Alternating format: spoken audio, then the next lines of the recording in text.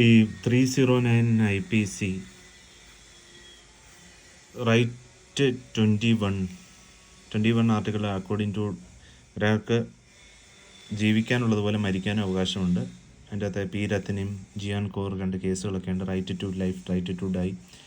Section 115 decriminalise ചെയ്തു suicide. Punishment, treatment, അവർക്ക് punishment അല്ല കൊടുക്കേണ്ട, ട്രീറ്റ്മെൻറ്റും റീഹാബിലിറ്റേഷനുമാണെന്ന് പറഞ്ഞു.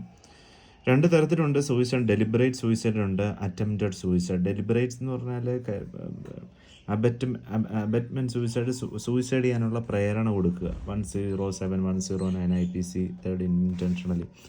അറ്റംപ്റ്റഡ് സൂയിസൈഡ് 309 IPC പണിഷ്മെൻ്റ് എന്ന് പറഞ്ഞാൽ പണ്ട് 1 വർഷവും ഫൈനും ഒക്കെ ആയിരുന്നു.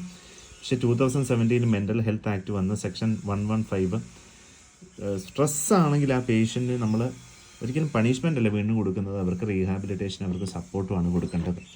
പിന്നെ ചില സ്ഥലത്ത് നമുക്കറിയാം മേഴ്സി കില്ലിങ്ങിന്, അരുണാചൽ കേസ്, റിലീജിയസ് ഫാക്ടേഴ്സ് ഒക്കെ ഉണ്ട്.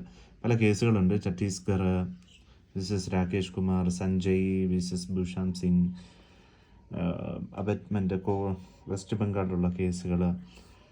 സോ വി ഷുഡ് ഇതിൻ്റെ ഒരു മോട്ടിവേഷൻ വേണം. അയാൾക്ക് സൂയിസൈഡ്